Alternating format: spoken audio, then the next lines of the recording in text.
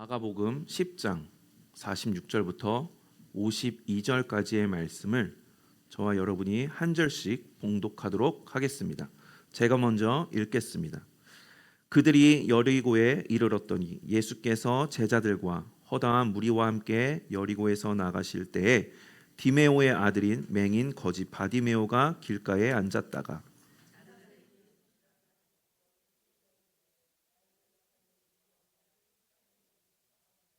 많은 사람이 꾸짖어 잠잠하라 하되 그가 더욱 크게 소리질러 이르되 다윗의 자손이여 나를 불쌍히 여기소서 하는지라.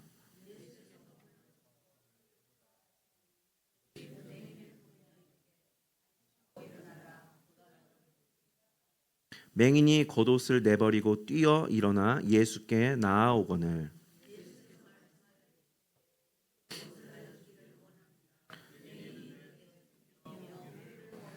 함께 읽겠습니다. 예수께서 이르시되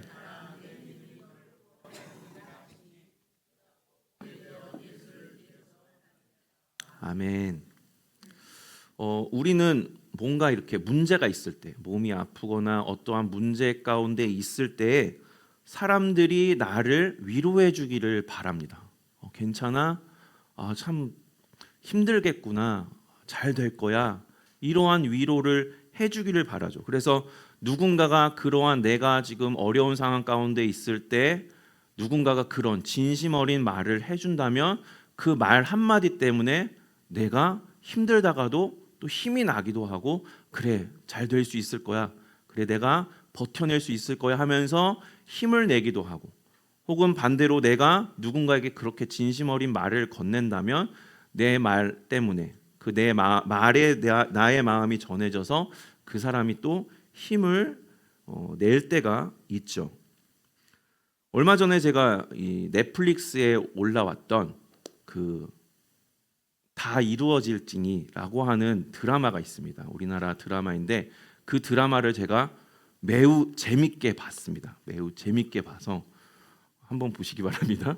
너무 재밌게 봐서 이제 여운이 너무 남으니까 제가 이렇게 관련 영상들을 이렇게 찾아봤습니다.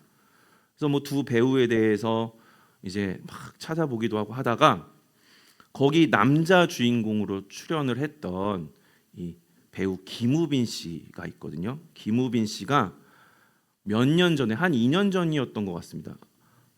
유명한 이제 그 MC가 진행하는 한 토크쇼에 나와서 이렇게 인터뷰하는 영상을 제가 이렇게 보게 되었습니다.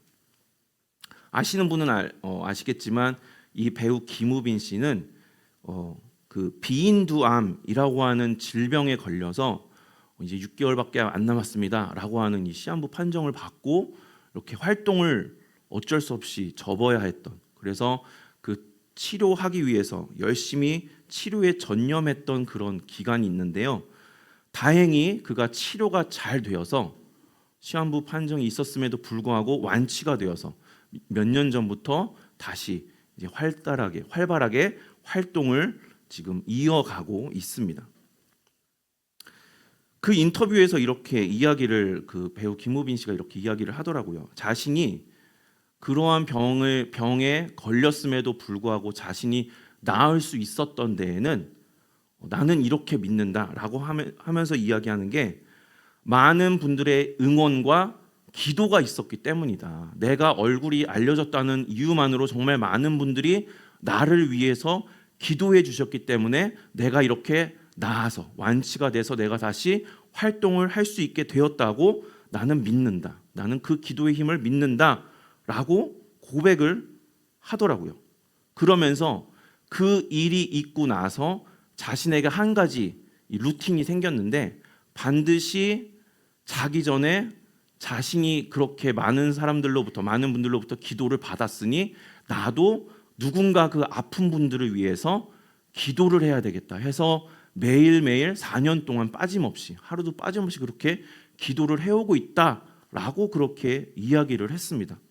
그러면서 인터뷰 이제 마지막 부분에 이제 그 아픈 분들에게 영상 메시지를 이렇게 남기면서 저도 이렇게 아파봐서 다 여러분들의 심정을 다 알지는 못하나 그러나 저도 그런 일을 겪어봤기 때문에 얼마나 힘드실지 압니다 라고 하면서 힘내시라 라고 이렇게 응원의 메시지를 전했는데요. 그 말을 이렇게 하는데 그의 눈이 이렇게 눈시울이 붉어지면서 진심으로 누군지는 모르나 아픈 분들이 정말 나았으면 좋겠다 라고 하는 마음이 이렇게 확 느껴질 정도로 진심으로 그렇게 응원의 메시지를 이렇게 보내주더라고요. 그래서 그걸 보면서 야, 진짜 아픈 분들이 그 영상을 봤으면 참 힘이 났겠다. 실제로 그 밑에 댓글에도 그렇게 응원해줘서 내가 너무 힘이 났습니다. 저도 뭐 암 때문에 투병 중인데 제가 너무 힘이 납니다. 뭐 이런 댓글들이 실제로 있었습니다. 이러한 공감과 위로는 실제로 그렇게 큰 힘을 주죠. 오늘을 버틸 힘을 주고 때로는 나에게 평안을 가져다 줍니다. 이 무시할 수 없는 그런 위로와 공감의 힘이죠. 그런데 그러한 위로와 공감, 우리에게 힘을 가져다 주는 위로와 공감이 좀 더 생각을 해보면 궁극적인 나에게 치유와 변화를 가져다 주는가라고 생각을 해보면 거기까지는 그 힘을 내지 못한다라는 것이죠. 그 정도, 물론 나에게 힘이 되지만 나의 삶을 완전히 변화시키고 나의 그 아픈 부분들을 완전히 치유하고 해결하게 하는 힘까지는 내지 못한다. 그러한 한계가 있다라고 하는 것이죠. 그것은 누구로부터 나옵니까? 참 위로, 우리를 정말 치유하게 하고 극복하게 하는 참 위로는 오직 예수 그리스도에게만 나온다는 것을 우리는 고백을 하죠. 그래서 고린도후서 1장 3절과 4절의 말씀을 4절에서 이렇게 이야기를 하는데요. 함께 봉독하도록 하겠습니다. 시작. 찬송하리로다. 그는 우리 주 예수 그리스도의 하나님이시요 자비의 아버지시요 모든 위로의 하나님이시며 우리의 모든 환난 중에서 우리를 위로하사 우리로 하여금 하나님께 받는 위로로서 모든 환난 중에 있는 자들을 능히 위로하게 하시는 이시로다. 아멘. 이렇게 참 위로를 주시고 우리를 정말 그 문제 가운데에서 해결하고 극복하게 하시는 예수 그리스도께 우리는 나아가야 하는 것이죠. 오늘 본문의 바디메오가 이것을 잘 보여주고 있습니다. 그는 여리고성 밖 길가에 앉아 있었습니다. 우리가 잘 아는 것처럼 그는 맹인이었고, 그래서 생계를 위해서, 먹고 살기 위해서는 구걸을 할 수밖에 없었습니다. 한 사람 한 사람의 정말 조금의 그런 적선을 통해서 그가 먹고 살아가야 하는 정말 어려운 지경에서 그가 하루하루를 겨우겨우 살아가고 있었죠. 그런 그의 처지는 그곳 사회 공동체 밖에 있는 처지였습니다. 그는 사람들의 시선에서 벗어나 있는 상태였고요. 그래서 그는 드문 공간과 사람들의 정말 가끔 가다가 자기에게 전해주는 그 공감과 위로, 겨우겨우 하루에 그런 것이 힘내세요 라면서 자신에게 위로의 말을 건네주고 자신에게 조금이나마 도움을 줄까, 하루에 몇 번이나 그럴까 하는 그러한 드문 공간과 위로의 그 돕는 손길에 의지해서 살아가는 아주 딱한 처지에 있는 사람이었죠.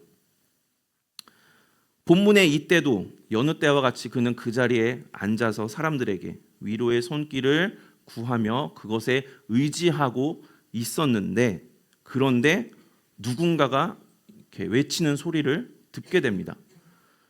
예수께서 이곳을 지나가신다라고 하는 소리를 듣게 되죠. 그리고 사람들의 웅성웅성대는 소리, 무리의 웅성웅성대는 소리를 들어보니 이제 보이지는 않지만 분명히 예수님이 이곳에 왔나 보다, 이곳에 왔다라고 하는 것을 느낄 수가 있었습니다. 그래서 그가 어떻게 행동합니까? 그가 있는 힘껏 소리를 다해 외치죠. 다윗의 자손 예수여 나를 불쌍히 여기소서. 있는 힘을 다해서 그가 외칩니다. 바디메오는 사람들의 어떠한 그런 위로나 공감으로도 벗어날 수 없는 그러한 비참한 딱한 처지에 놓인 그 자신을 이곳에서 건져낼 수 있는 사람은 오직 예수님밖에 없다라고 하는 그 마지막 희망을 걸고 자신의 젖먹던 힘까지 다 내어서 다윗의 자손 예수여 나를 불쌍히 여기소서라고 외쳐댔습니다.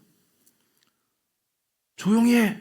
라고 하는 사람들의 어떤 꾸지람에도 전혀 아랑곳하지 않고 더 자신의 소리가 사람들의 웅성대는 소리에 묻힐까 다윗의 자손 예수여 나를 불쌍히 여기소서 외쳤습니다.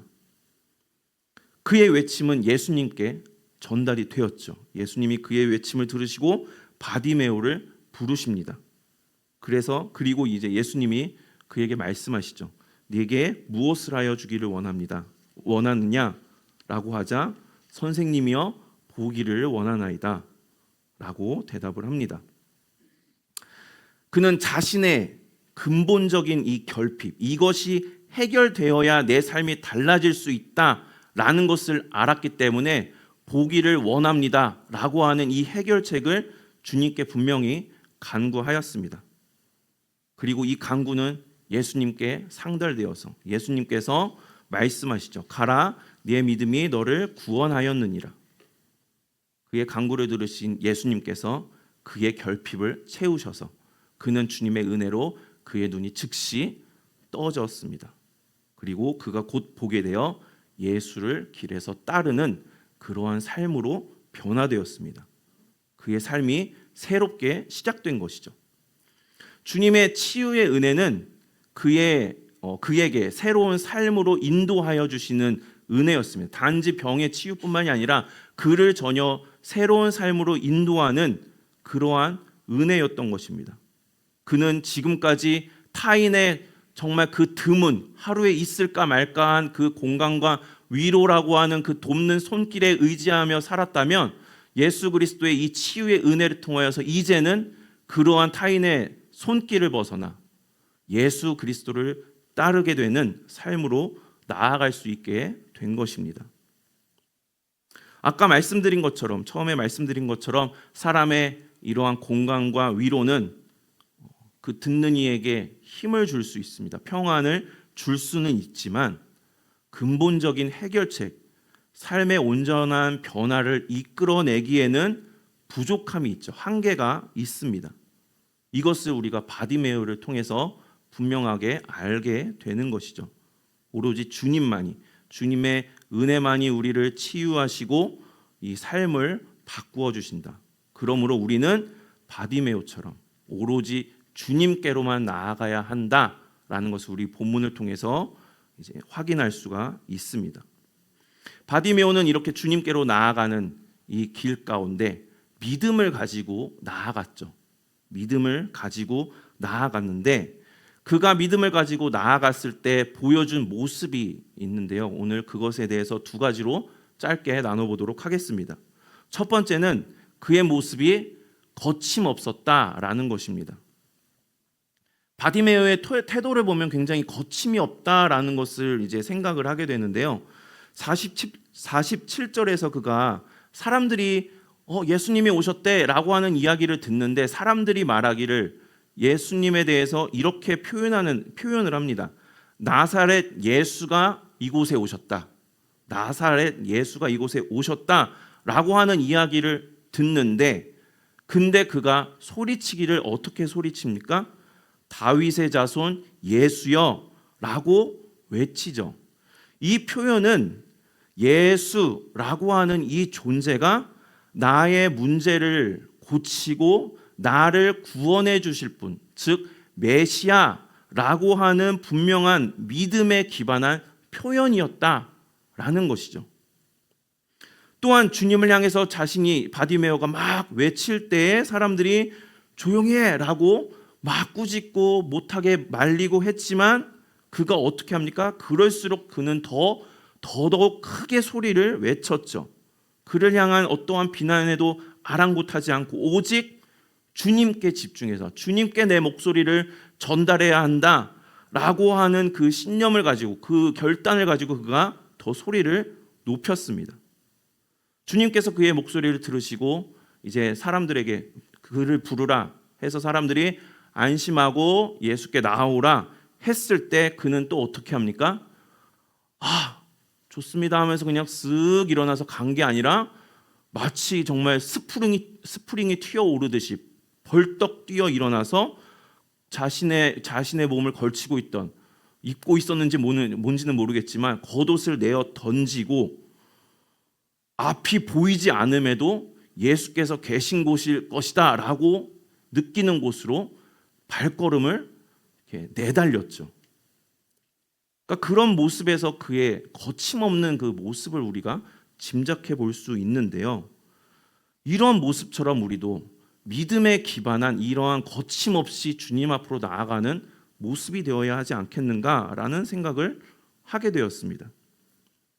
잠깐의 위로, 평안을 주는 세상의 손길을 의지하려고 하는 게 아니라 오직 주님만이 나를 고치신다, 변화시킨다 라고 하는 분명한 그 믿음 위에 다윗의 자손 예수 그리스도를 우리가 간절히 찾고 나를 주님께로 나아가지 못하게 하는 어떤 방해하는 그러한 요소들이 있다면 그것들에 내가 휘둘리거나 내가 주눅들거나 하는 것이 아니라 오히려 더 거침없이 주님께로, 주님 다윗의 자손 예수여 나를 불쌍히 여기소서라며 우리가 나아갈 수 있는 그런 믿음의 모습이 될 수 있으면 좋겠습니다. 둘째로는요, 확신으로 그가 기도했다라는 것을 생각해 볼 수 있습니다.